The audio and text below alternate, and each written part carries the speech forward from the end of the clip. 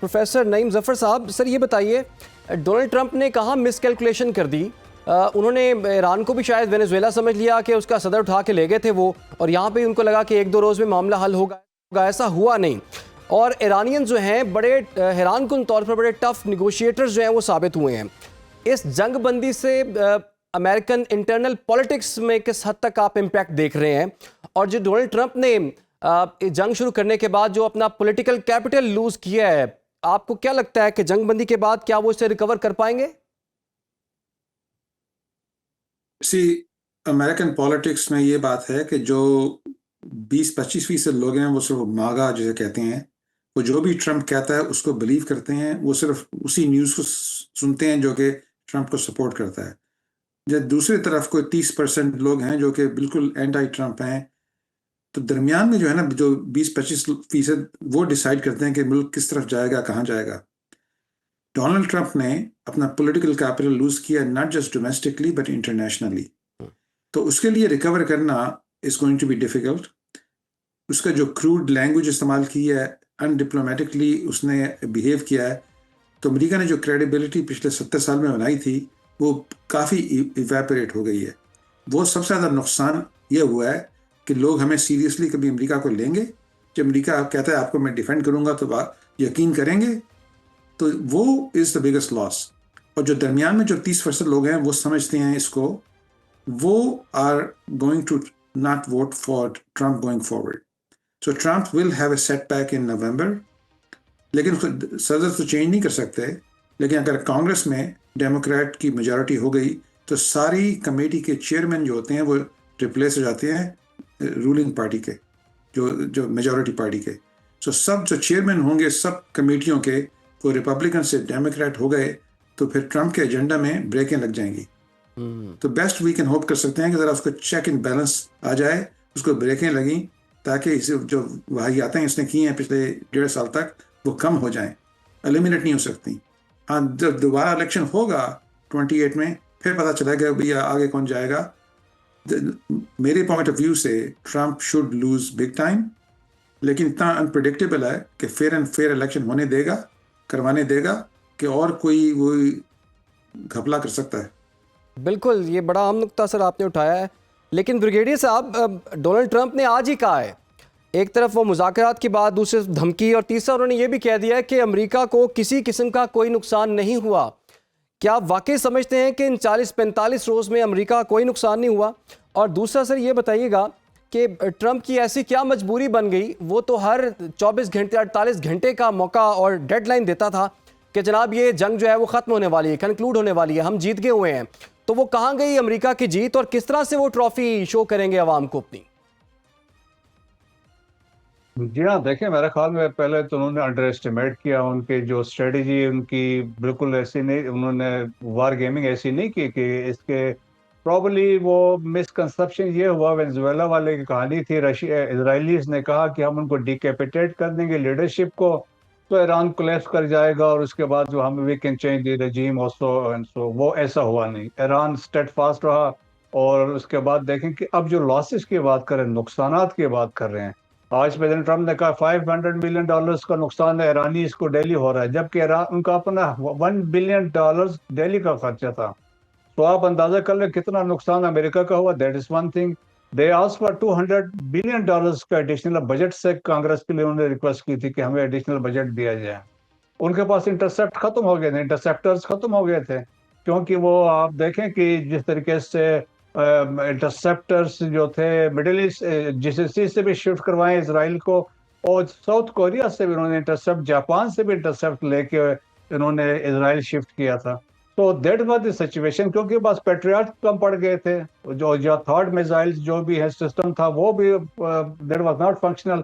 तो उस हिसाब से लॉस पे जा रहे थे। दैट्स व्हाई ही रियलाइज कि अब कोई ऑप्शन नहीं है, ऑफ रैंप जाएं। और उसके बाद क्योंकि क्रेडिबिलिटी नीचे गिर गई थी, 33% पॉपुलरिटी रेट उनकी नीचे आ गई थी।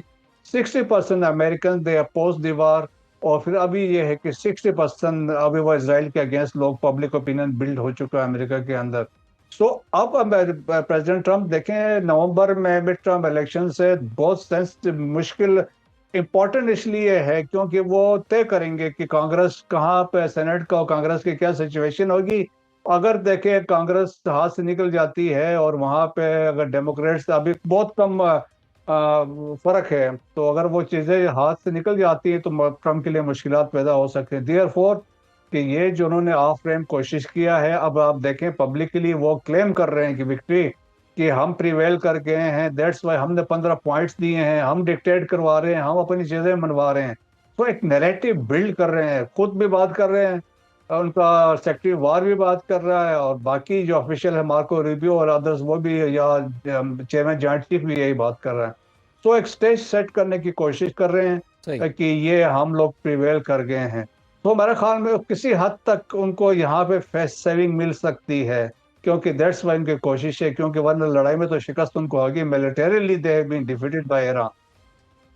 अच्छा, ये बड़ा सर अहम नुक्ता आपने उठाया है कि लेकिन अगर प्रोफेसर साहब डोनाल्ड ट्रंप है, दूसरी तरफ तो डोनाल्ड ट्रंप है, अभी आप खुद भी काफ़ी एग्जांपल्स कोट कर रहे थे।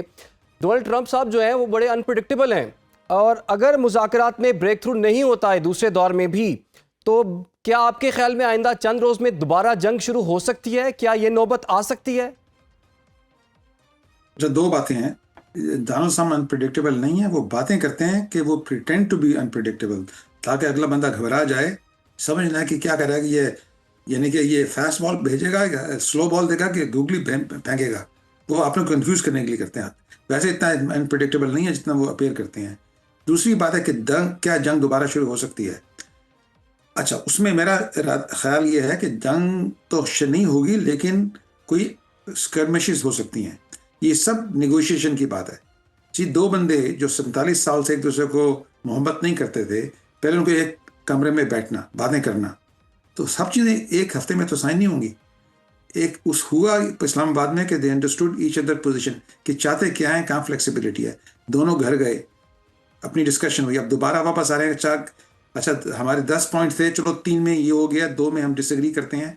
इसके बाद दोबारा भी एक अगर कंक्लूजन ना हुआ इस हफ्ते, तो छोटी मोटी बमबारियां यहाँ दाएं बाएं होंगी, वो प्रेशर बढ़ाने के लिए। जैसे ट्रंप अपनी ब्लॉकेट ख़त्म नहीं कर रहा, प्रेशर डालने की कोशिश कर रहा है, तो शायद तीसरा और चौथा भी इसका निगोशिएशन हुए। देखिए ना, जो पहला था जॉइंट JCPOA जो ओबामा ने किया था, कितनी देर लगी थी उसको निगोशिएट करते करते? 2 साल। तो हाथ चलो, यहाँ चलो 2 महीने लग जाएं, अभी 2 महीने भी नहीं हुए, अभी तो सिर्फ 10 दिन हुए हैं। जी। तो 2-3 दफ़ा इसका बैक एंड फोर्थ हो सकता है। छोटी मोटी बमबारी भी हो सकती है, लेकिन बड़ी जंग मेरे ख्याल में नहीं हो सकती, because both sides are exhausted, both side के पास टू मच टू लूज। सही। अच्छा ब्रिगेडियर साहब, सर अगर आपसे ये पूछ पाऊँ मैं, सबको ये पता है कि पूरी सिचुएशन के अंदर अगर कोई स्पॉइलर का रोल प्ले कर सकता है तो वो इसराइल है, और पहले भी उसने किया, इस मरतबा भी कोई खदशात जो है वो मौजूद हैं। सब ये कह रहे हैं कि इसराइल जो है वो चैन से नहीं बैठेगा, अब उसका क्या करना है? यहाँ देखें कि अभी इसराइल कल चैन से बैठेगा क्योंकि जी ब्रिगेडियर साहब, सर फरमाइएगा। जी उन्होंने एक पोस्ट की थी प्रेसिडेंट ट्रम्प ने, और उन्होंने कहा एनफ इज एनफ, इसराइल को एक मैसेज दिया था। लेकिन प्रेसिडेंट ट्रम्प पे प्रेशर भी है, इजरायली लॉबी भी है, फिर बहुत सारे दूसरे इश्यूज भी हैं, लेकिन इस दफ़ा उन्होंने एक्सटेंड लिया है। और आप देखें कि जब ये लास्ट टाइम जब ये सीज फायर वगैरह हो रही थी, उसके बाद फौरन बाद लेबनान में जो उन्होंने किया, एक रात में 300 लोगों को मार दिया, तो लाइकली अभी भी सीज फायर हुआ है, लेकिन स्टिल वो वहाँ पे कर रहे हैं जिस तरीके से वहाँ पे हो रही है, और अपनी एक लाइन उन्होंने येलो लाइन डिक्लेयर करके वहाँ पे बैठ गए हैं। तो वहाँ पे you can not rule out की पॉसिबिलिटी है, इसमें इजरायलीज जो हैं कोई फॉल्स फ्लैग भी कर सकते हैं, स्पॉइलर का किरदार अदा कर सकते हैं, थ्रू अपने एजेंट्स के थ्रू कोई कार्रवाई डाल सकते हैं। लेकिन मेरे ख्याल में देखें कि ईरान को भी पता है, पाकिस्तान को भी पता है, अमेरिका को भी पता है, गल्फ कंट्रीज को भी पता है कौन क्या कर सकता है। सो देयरफॉर मेरे ख्याल में सब लोग इस पे they must be very careful, surveillance भी हो रही, चीज़ें भी देख रहे होंगे।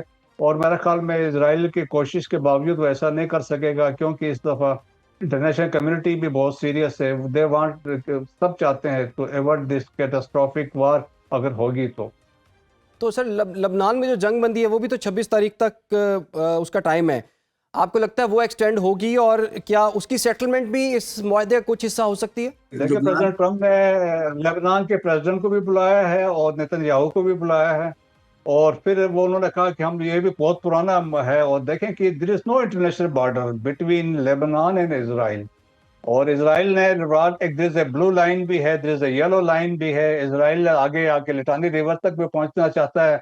सो एक बहुत बड़ी कंफ्यूजिंग सिचुएशन है as far Lebanon is concerned. That's why president Trump ने कहा कि हम लेबनान को रिकंस्ट्रक्ट करना चाहते हैं और देयरफॉर उन्होंने बुलाया है। तो लेकिन ये है कि इट विल टेक टाइम, ये आसानी से जल्दी हल नहीं होगा, लेकिन सीज फायर हो सकता है इन प्लेस हो।